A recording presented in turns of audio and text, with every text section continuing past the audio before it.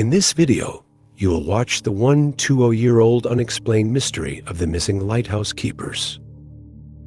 Flannan Isles Lighthouse is located on Eilean Mr, one of the Flannan Isles in the Outer Hebrides, off the west coast of Scotland.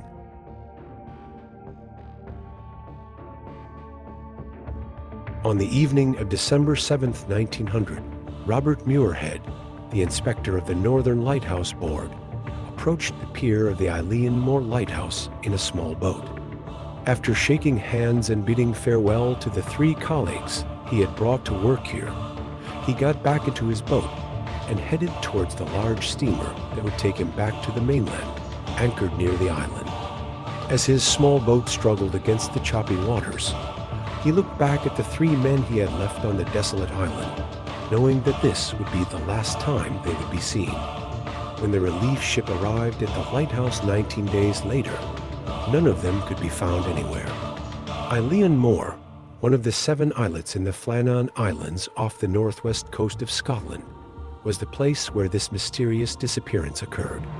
However, we will return to this incident shortly, because this island is not just known for this event. For example, many people in the northern countries believe that Eilean Mr Island has unique characteristics. As a result, people are quite wary of the island. Therefore, the only permanent residents of the island are shepherds and sheep. However, even the shepherds who come here are quite hesitant to stay on the island, as they believe that spending a new night they will bring bad luck. They even refer to this island as the other country. Furthermore, there is a chapel on this island, built by Saint Flannan in the 7th century. Most people are both afraid of this chapel and have great respect for it. There is a rumor that people who have never prayed will turn to worship upon seeing this chapel. In fact, people who visit this island even perform a strange ritual of spinning around the ruins of the chapel on their knees. In short, for the locals, Eilean Mr Island has an indescribable aura. The lighthouse on this island was constructed by the Northern Lighthouse Board in the 1890s. However, due to the stormy weather surrounding the island and the difficulty of accessing it, the construction was delayed for about 4 years. Nevertheless, the lighthouse was completed and went into operation on December 7, 1899. Additionally, at that time, there was no connection between this lighthouse and the outside world. Therefore, the only way to reach the mainland was through the use of semaphore signals, which could be clearly observed from distant islands in fair weather. Also, only 3 people could work in this lighthouse at a time. Meanwhile, a spare keeper was kept on the mainland to prevent any disruptions at the lighthouse. The first sign of the mysterious incident at Eilean Mr Lighthouse was noticed on the night of December 15, 1900. That night, captain of the SS Archer, a steamer traveling from America to England, noticed that the lighthouse was nearly dark as he passed near it. The fact that such an important and functional station was not operating was concerning. Thus, a few hours later, the ship, which reached the port of Oban in Scotland, reported that the lighthouse at Eilean Mr was not working. However, due to the severe weather conditions that day, nothing could be done. Therefore, a relief ship named Hesperus was arranged to set sail on December 20th, but its mission was postponed until the day after Christmas, December 26th, due to inclement conditions.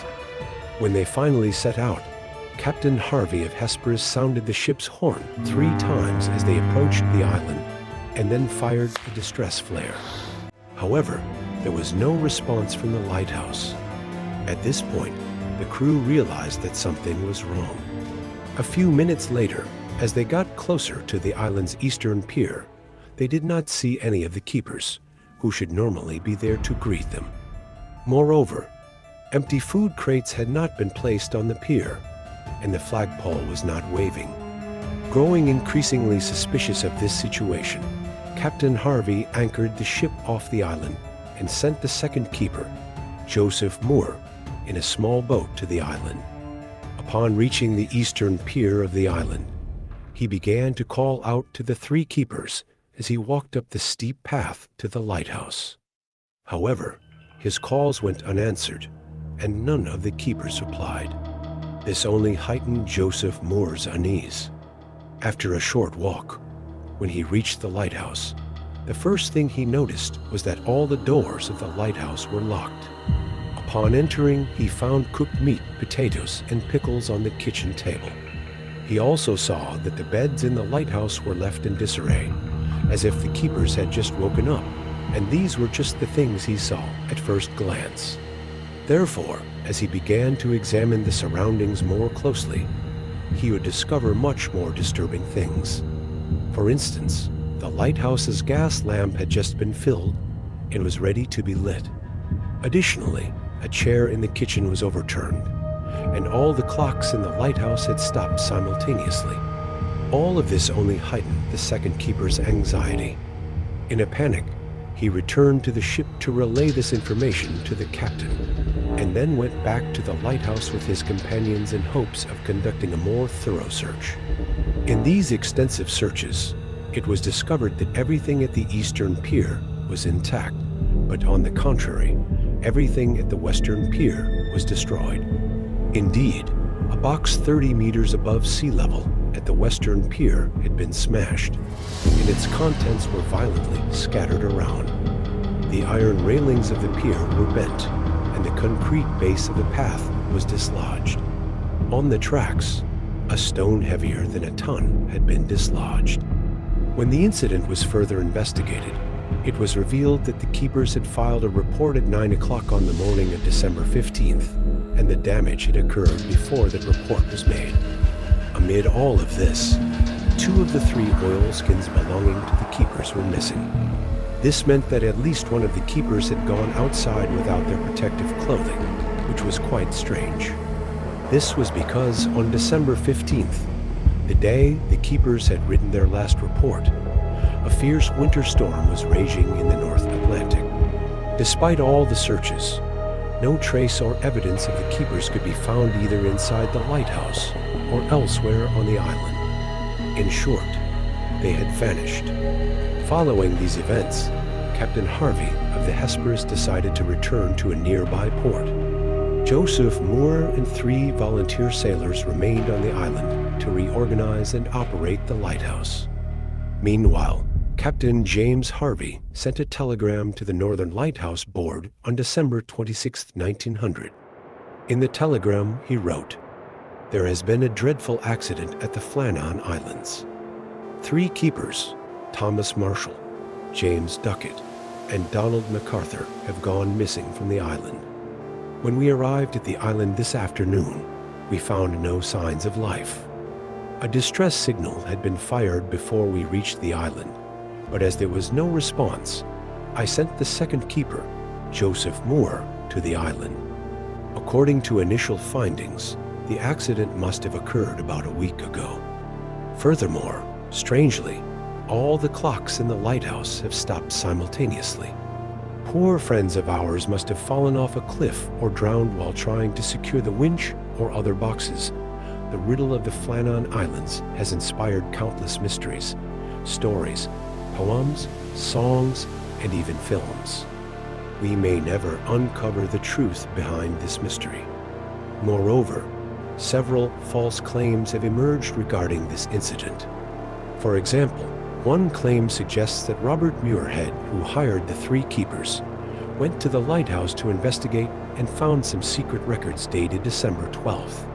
According to this claim, the chief keeper, James Duckett, was crying, while the 3rd assistant, Donald MacArthur, was very angry about something. However, none of these claims are true. Because the last report written by the keepers on December 15th, 1900, only described the damage at the western descent and the severity of the storms. There were no other unusual circumstances reported.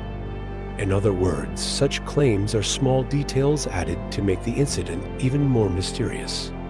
In the actual event, no evidence or trace of the keepers has ever been found. Therefore, we cannot know how this incident occurred. We can only speculate. Additionally, there are some wild theories regarding the incident. One of these suggests that one keeper killed the other two and then, filled with remorse, threw them and himself off the cliff. Another theory proposes that a sea monster captured and devoured the keepers at the western pier. Some even suggest that the incident could have been a robbery or a piracy attempt. So much so that 12 years after this incident, in 1912, Eilean Mor Island was abandoned as a settlement due to a storm that posed great danger to life on the island. The state government purchased the island for repair purposes and laid down a difficult-to-repair stone pavement around the island. However, as there was no previously usable settlement on the island, and it became impossible for those working there to find jobs, resettlement was not possible.